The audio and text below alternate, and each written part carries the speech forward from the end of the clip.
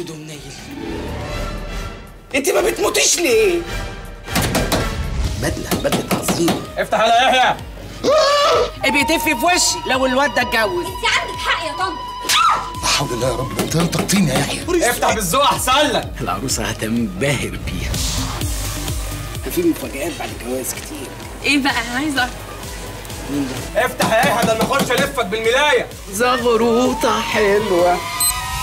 مش نحمد ربنا انها لقت راجل يتجوزها. يحيى ده واد ما يشرفش.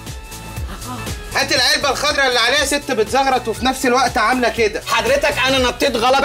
بس نطيت غلط. لا مش وقت كده بصي خالص. انا النهارده العروسه. ما تقولش عروسه.